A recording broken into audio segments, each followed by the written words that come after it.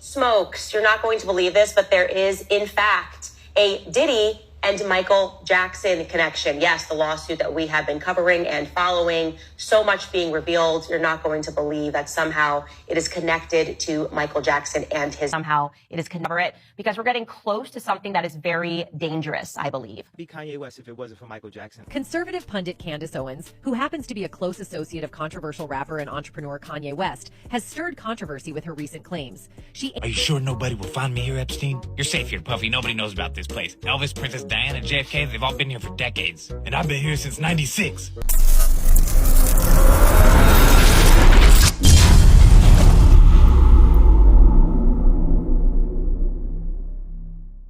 50 Cent tried to warn us about P. Diddy in this interview. Trying to tell you the truth. But the truth, sometimes it hurts. Right. It hurts people and they don't want to hear that shit. But I'm trying to tell you, like, it's like, so when we gonna get the chance to, to kick it, like, we can just hang out. You gotta kick it. This is Puff. Okay. He telling me we gotta kick it and shit. And he was like, why don't we like go shopping or some shit? I mean, like, I pay for it. And I was like, what the this son? I got the away from him because I was like, this tell me he take me shopping. See these little weird ass pictures and shit like that out there. You sitting out there for no reason. You don't see accident pictures with me like kissing.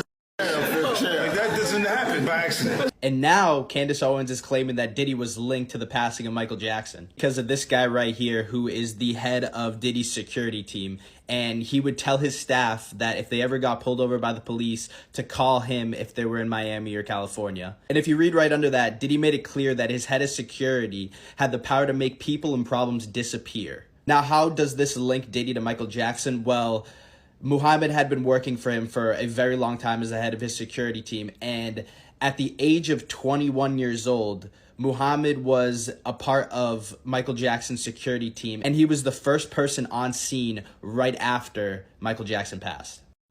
Diddy's lawyers made a statement yesterday saying that there was a gross use of military force when raiding his houses and that he will not be detained. He's actually innocent and he's going to continue to fight to clear his name. So why is all of this happening? Last week we had Dan Schneider. Now we're getting P. Diddy. Are we going to get someone new next week? What are your thoughts?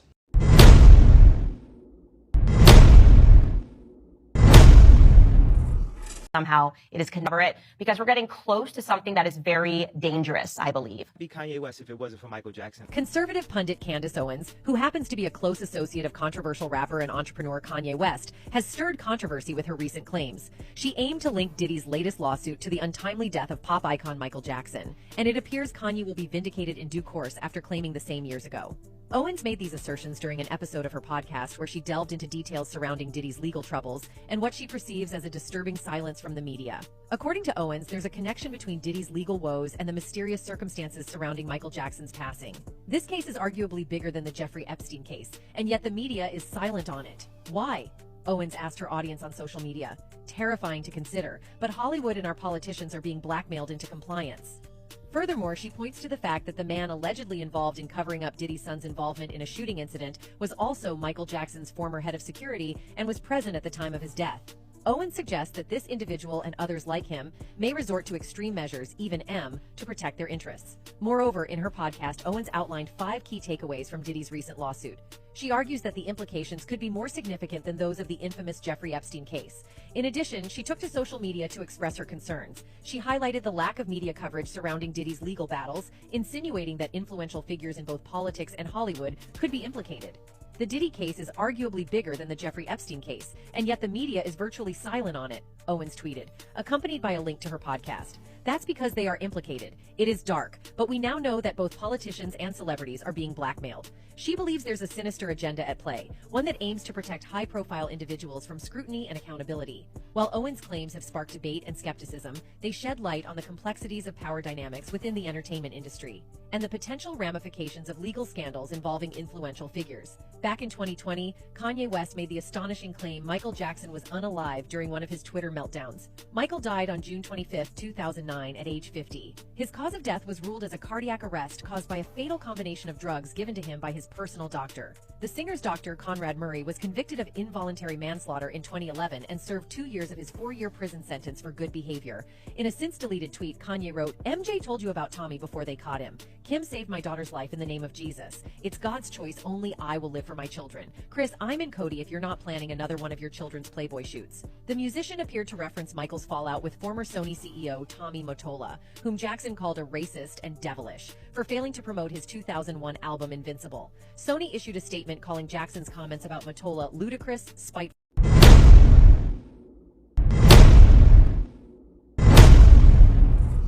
like P. Diddy. I'm not going to speak bad about P. Diddy because he's still a black man.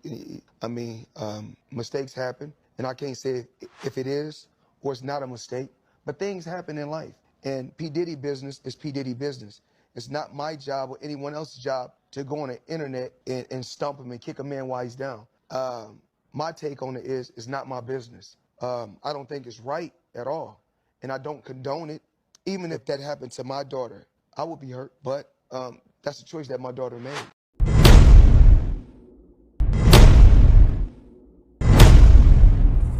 Think who wanted to get rid of MG, it's not like Diddy comes to mind first, right? Sean Combs was busy at that time. Combs was busy at that time commercializing rap and building a vast empire spanning fashion, media, liquor, and more. But here's the thing. Owens believes there's a sinister agenda at play, one that aims to protect high-profile individuals from scrutiny and accountability, and Diddy remains the most protected figure among all. Have you asked him to take him shopping? Yeah, I thought he needed some clothes. His determination to build an empire so big can be seen in a clip from his 2017 documentary, Can't Stop, Won't Stop. That shows a different side of Combs, a man determined to get whatever he wants. Yet, these recent accusations of SA and horrible mistreatment of many artists that we've learned in the past months have cast a shadow over his assertiveness, suggesting a potentially aggressive and domineering disposition. The lawsuits filed over the past few months present a stark contrast to the image of the ultimate hustler. A timeline spanning 3 decades full of civil suits, troubling history, alleged violent behavior, and influence of power only showed that Diddy wouldn't stop until he gets what he wants. I'm a savage. Whatever I want, I'm going to get. Whatever I want, I have to get. While the filings against him are bigger than Manhattan skyscrapers, it still feels like absolutely no one is doing a thing to investigate his crimes. As one person mentioned on social media, P. Diddy should be in prison for all the stuff he did to people. And another user added, Diddy is a demon that came from hell in order to get people to sell their souls for a successful career.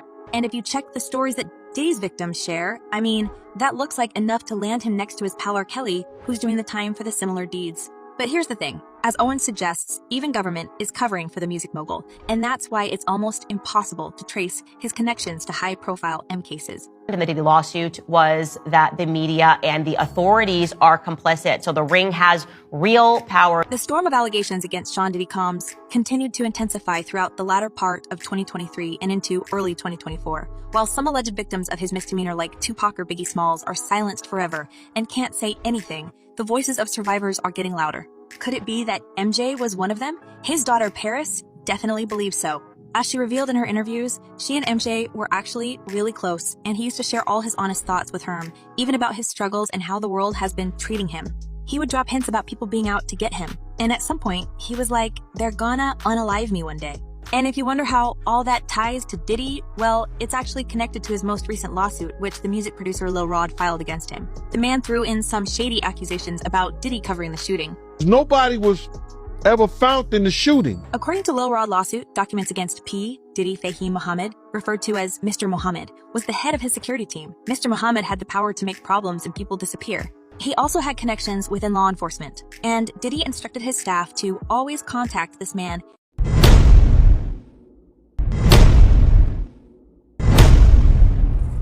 All right, folks, this just in. Candace Owens has uncovered the truth and a connection between Diddy and the death of Michael Jackson. Check this out. Holy smokes, you're not going to believe this, but there is, in fact, a Diddy and Michael Jackson connection. Yes, the lawsuit that we have been covering and following, so much being revealed. You're not going to believe that somehow it is connected to Michael Jackson and his death. And I gotta be honest, I'm kind of terrified. I think this is gonna be the last day that I cover it. because we're getting close to something that is very dangerous. All right, so I wasn't kidding at the top, guys. I am probably not going to cover this anymore because it is definitely getting a bit terrifying. Obviously, we covered this. If you haven't seen it, go back and watch. I believe it was Monday's episode. But yes, the Diddy lawsuit is absolutely crazy. Full stop. What if I told you guys that it is about to get even crazier, that there is directly a link to Michael Jackson's death? I want to be clear that when everything was going on with Michael Jackson, the lawsuits, his death, I thought that we were in full conspiracy theory territory when people were saying that Michael Jackson was killed. I actually know a lot of people that are in the industry who believe that Michael Jackson was killed, and I just thought it just sounds too whacked out.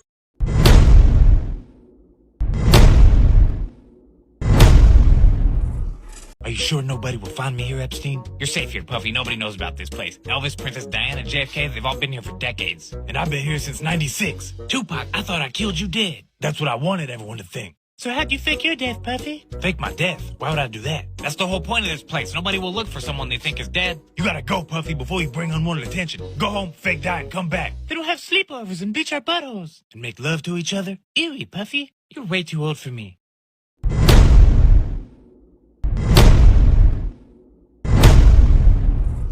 All right, so within those docs, and this is where it gets relevant, there is one man that is named as being the person that can do the cleanups, right? This is the guy that you are supposed to call if you get into any sort of a scenario. So in these docs, it says, Mr. Combs instructs his staff to always contact Mr. Muhammad, that is Fahim Muhammad, if they are ever pulled over by the police in Miami or California. And upon information and belief, this is regarding the shooting that took place at Chalice Recording Studios. Again, he is alleging that Diddy and his son shot someone. And after that shooting, the documents say explicitly that Mr. Muhammad spoke with the LAPD after G was shot at the recording studio. The LAPD was in the recording studio and witnessed the blood in the restroom, and they went with the bogus claim that the shooting of G occurred outside of the studio. This was all thanks to Mr. Muhammad's connections within law enforcement. So again, what we are seeing there is that you call this guy and this guy will make it disappear, and the media will report whatever the incident is in a capacity that covers up the crime, allegedly. Well, guess what, ladies and gentlemen? The cleanup guy, Mr. Fahim Muhammad, was also on the scene when Michael Jackson died. So I want to introduce you to and allow you to listen to Ian Carroll. He's an independent journalist that is investigating everything that is going on, and he explains that connection that Fahim has with Michael Jackson. Take a listen. So this new lawsuit just came out that shows tons of evidence that P. Diddy, Puff Daddy, has been running a sexual blackmail operation very much like Jeffrey Epstein, but in the rap and music industry for basically 30 years. And in that lawsuit, we learned that his head of security while he's running the sexual blackmail ring is this guy named Fahim Muhammad, who before working for Diddy was the head of security for Michael Jackson when he was only 21. And he was one of the first people on the scene when Michael Jackson died. And before we go to Michael Jackson, the most important part of the Diddy case to bring across is the fact that the record executives at the very top knew what P. Diddy was doing. They were attending the parties with underage girls where they were spiking drinks. They were deeply involved in Diddy's personal life, and all evidence points to them supporting his operation, or at the very least turning a blind eye to it. So yes, this is obviously huge. It's also potentially terrifying. And now if you want to be rational and use the rational side of your brain, you just go, okay, well, this could just be a coincidence, right? Like Fahim Muhammad, he is in security. And yes, he obviously is high up in security. He was providing security to Michael Jackson. He happened to die on his watch. Big deal, right? Big deal. Well, I think that would lead us to the question of who exactly is Fahim Muhammad, because that's kind of a big first job to have. You're 21 years old and you're protecting the king of pop. What exactly are his qualifications? Let's go back to Ian Carroll and his reporting. And now, here's the best part. Check this out. This is in all of his bios, by the way, but we're pointing it out now. In 2008, Fahim graduated from Sacramento State University with a Bachelor's of Science degree in Business Administration with a concentration in real estate and marketing. Okay? Do you realize what's wrong with that yet? Anything coming to mind? When did Michael Jackson die? June 25th, 2009. Jackson died from cardiac arrest caused by a propofol and benzodiazepine overdose, caused by his doctor, apparently. Hold up. Hold the phone. Pause.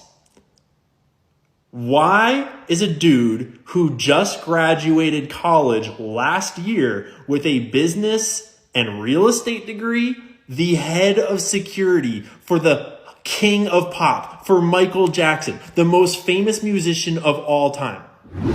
Yeah, that is remarkably suspicious. And if we had a media that was interested in actually presenting the truth and not just propagandizing on behalf of the state, they would probably explore and look deeper into who this character is. But of course, that's not what the media does. Instead, they are meant to convince people of certain narratives. And like I said in the past, I've been a victim to that. I was obviously very young when everything was going on with Michael Jackson, and I believed the media, which is why I was kind of stunned to kind of go back and revisit the Michael Jackson case. And Ian has extensively unpacked that, revealing, and I did not know this, maybe perhaps because the media wasn't interested in telling us the end result. But yes, the FBI raided Michael Jackson's home. They poured through hours upon hours of the video footage that he had, other materials, documents that were in his house, trying to find this connection to Michael Jackson and potential child abuse. And what ended up being the result was that they could not find a single shred of proof that Michael Jackson had abused any children. And yet, despite this, the media convinced us that he was a pedophile. Or maybe they didn't convince you, but they definitely did a good job convincing me that Michael Jackson was a pedophile. And to be clear, maybe it's perhaps the lack of evidence that was ever uncovered. Michael Jackson was found not guilty of all of the charges that were brought against him.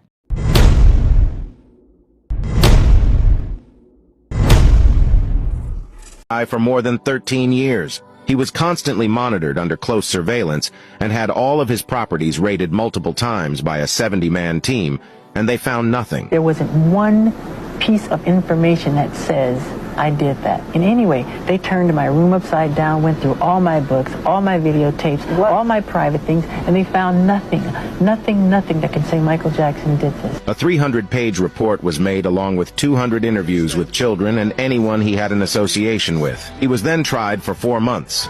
There was nothing found to make the FBI and the court believe that he molested anyone.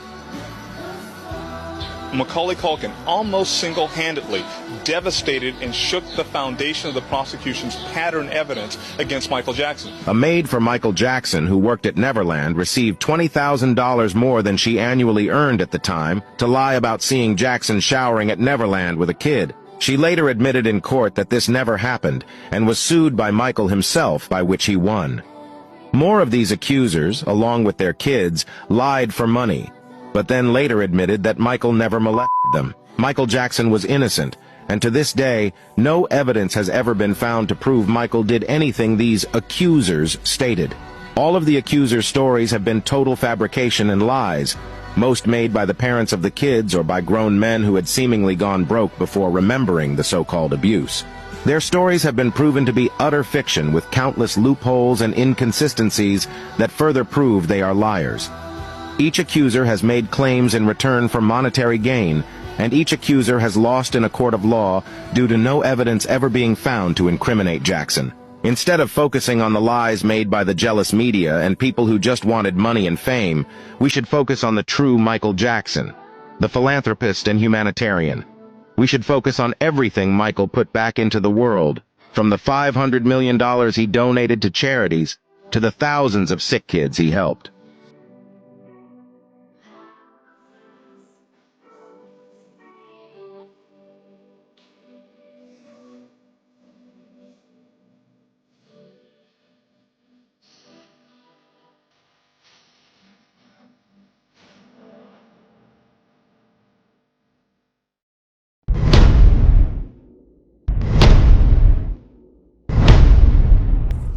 Did you know that the head of Diddy's security, while he was sexually blackmailing the entire rap industry, was also the exact same guy that was the head of Michael Jackson's security when he died? This is no joke. Some smart people in the comments section pointed this out to me. This is from Diddy's lawsuit.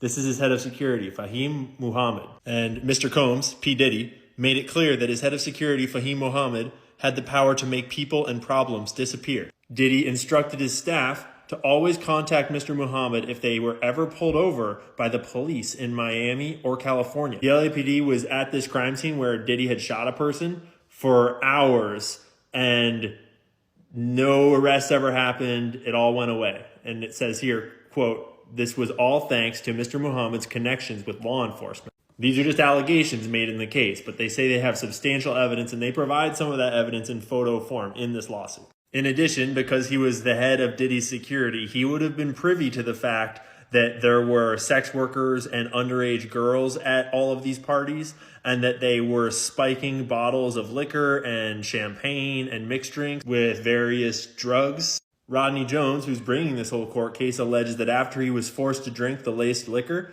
he felt lightheaded and then recalls passing out and waking up at 4 a.m. the following morning naked with a sex worker sleeping next to him. There's another time where he passed out and Diddy was in the bed too. All that just to say that the head of security is aware of these things. That's their job.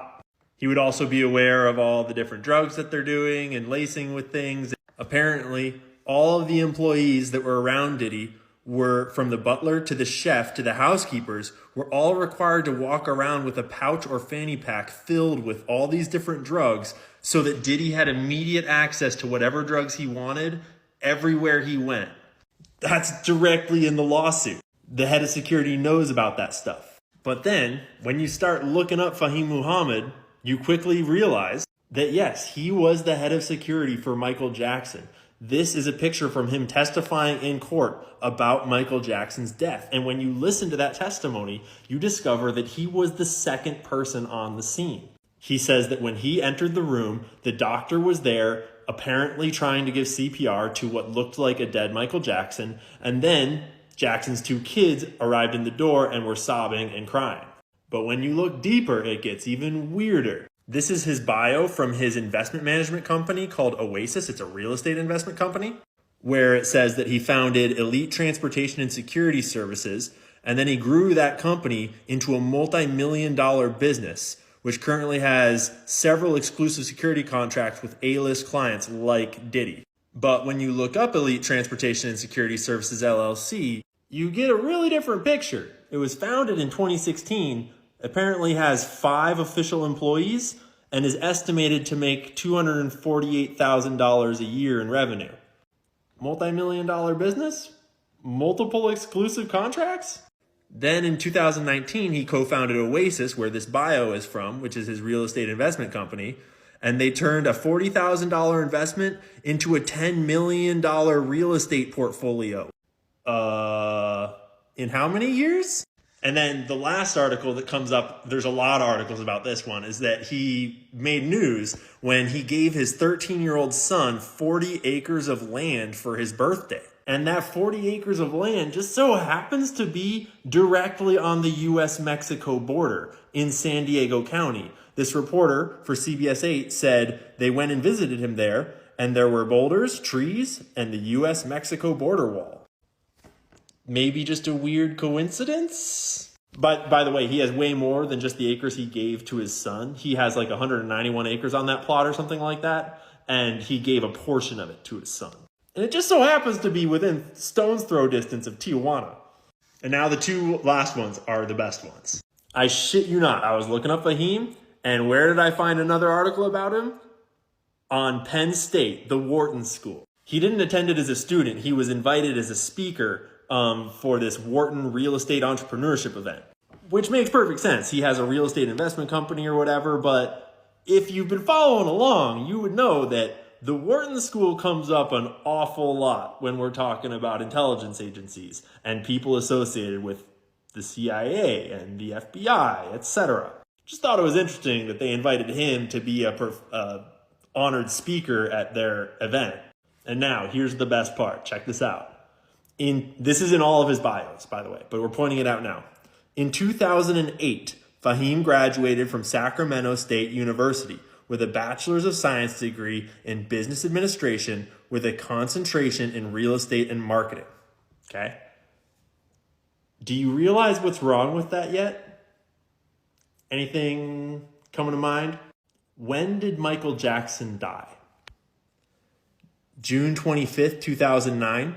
Jackson died from cardiac arrest caused by a propofol and benzodiazepine overdose, caused by his doctor, apparently. Hold up. Hold the phone. Pause. Why is a dude who just graduated college last year with a business and real estate degree the head of security for the king of pop, for Michael Jackson, the most famous musician of all time? What's going on? Don't you think that's a little weird? Not to mention what we know about his actual skill set now, given this lawsuit. I'm sure he didn't learn that in real estate business school. So anyways, just one little side tangent on this whole crazy story about Diddy. If you haven't been following along, we're discovering that Diddy is like the Jeffrey Epstein of the rap industry, and he's been doing secret filming of sexual blackmail activities at crazy parties where he's drugging his guests and bringing in underage girls. He's been doing that for like 30 years in the whole rap industry. I'm cooking on some bigger picture stuff, but I just thought that this tangent was crazy once I put the Michael Jackson connection together. If anyone has any more details about Fahim, please let me know. And if Fahim, if you want to come and hang out, I'd rather not. Please don't. I don't want to be friends, okay? I'm very happy up here in my cabin in Maine. I don't need anyone to come visit me in Maine. I'm happy. No intention to go on long walks down the beach into the pond. Nothing like that. Just saying.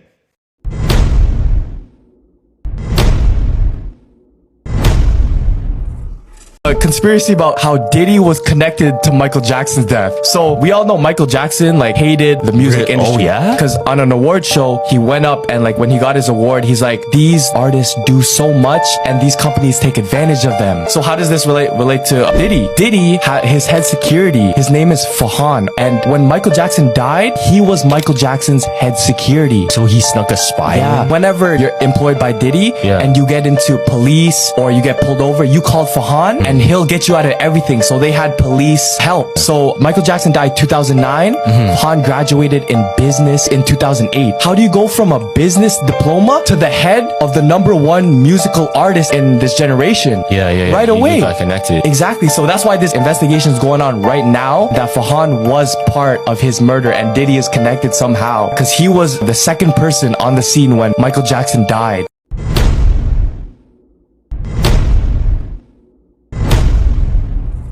There's a lot of shit on P. Diddy being connected to a lot of people's deaths. So recently, there's been an investigation going on and the theories that P. Diddy has connections to Michael Jackson's death. No way. And it's known that he hates the industry. There was a video of him at an award ceremony. They try to fuck up his career because Michael Jackson basically owned over 50% of Sony Records. These guys work really hard at their craft. The companies take advantage of them. They never thought that this performer, myself, would outthink them. I own half of Sony's publishing and I'm leaving them. They're very angry at me because of it, but how is this connected to P. Diddy, right? P. Diddy, he had a head of security, was a guy that any employees that P. Diddy has, if you ever get pulled over in California or in Miami, to call this guy, Fahim, and he'll take care of it. He'll make any problem, any police trouble disappear. So he has power in the police. Michael Jackson died in 2009. That guy, Fahim, in 2008, he graduated from college. He graduated with a bachelor's degree in real estate and business and had no experience in security or anything like that. So how is a guy who just graduated college the head of security already for Michael Jackson, the biggest music artist of all time? Because he was there at Michael Jackson's testimony and he was the second person on the scene whenever Michael Jackson died. Because first it was obviously the doctor who was trying to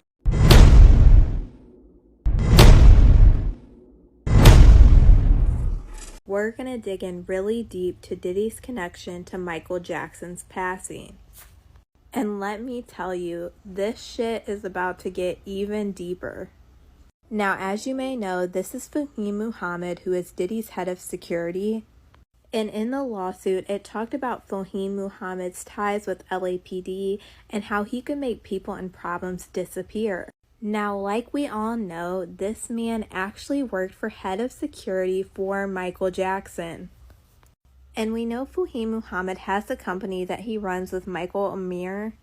And guess what I found out? Michael Amir was Michael Jackson's personal assistant.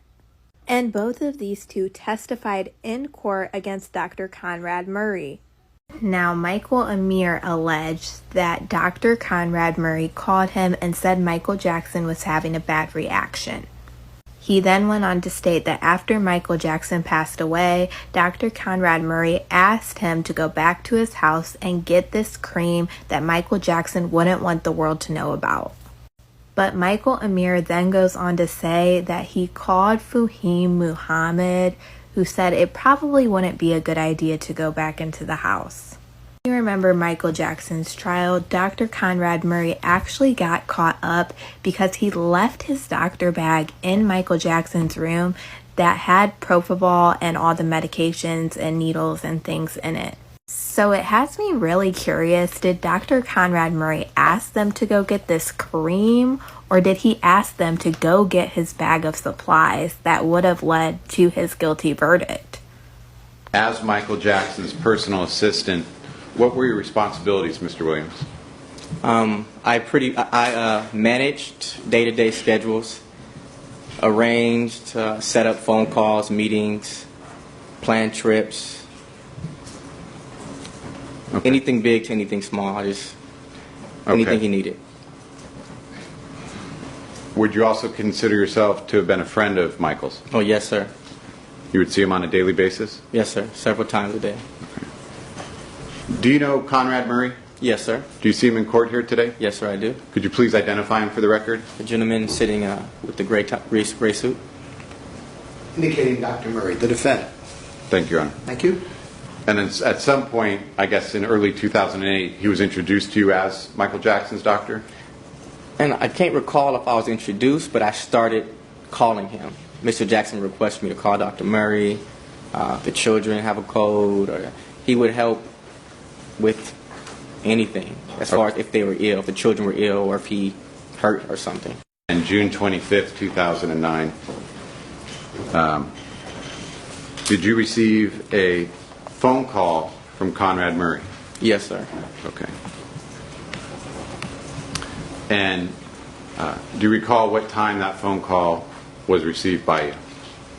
To my knowledge, it was 12:13 p.m. Okay. That's what showed up on your phone? Yes, sir. You got out of the shower, you saw there was a message? Yes, sir. Okay. You heard the message? Yes, sir. And what was the message? It was Dr. Murray. I can't quote it exactly, but it was, call me right away, thank you.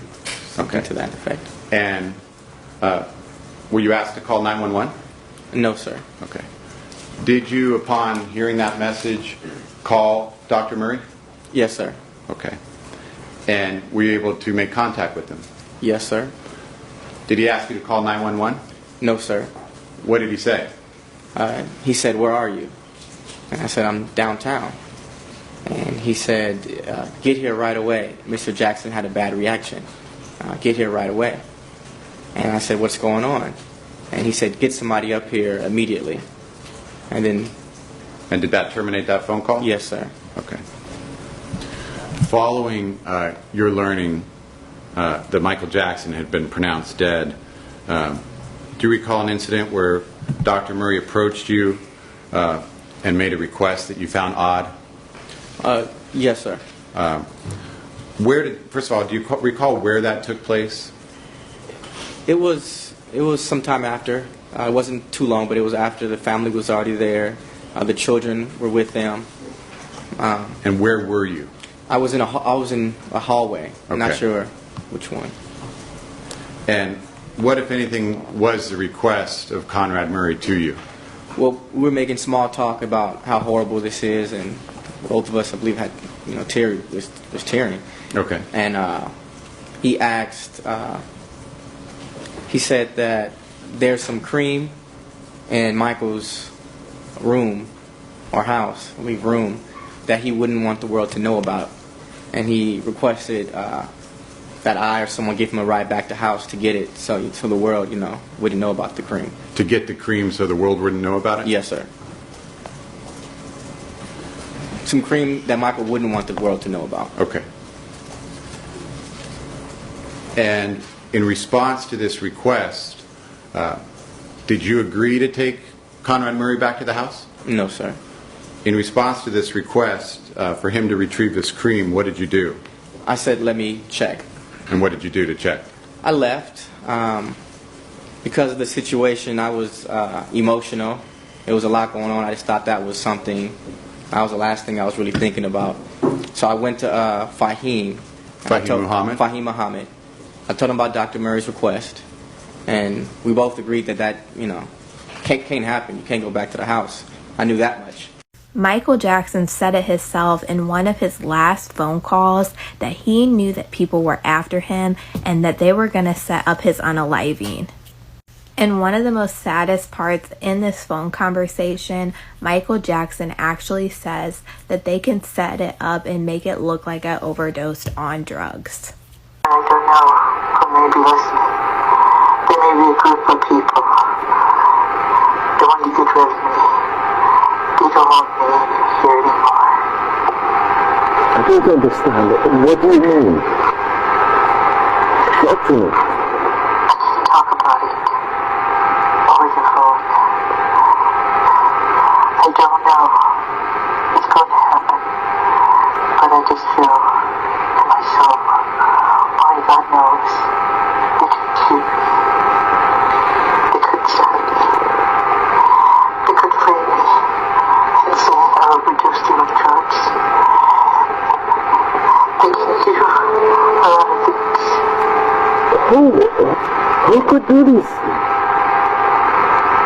So I find it really weird that these two run a business that their net profit is not anywhere near what they're saying it's worth. And this man right here allegedly works for Diddy and he has ties in the LAPD and who even knows what else. And he knows how to make people and problems disappear. So let me know what you guys think about all this in the comments. We'll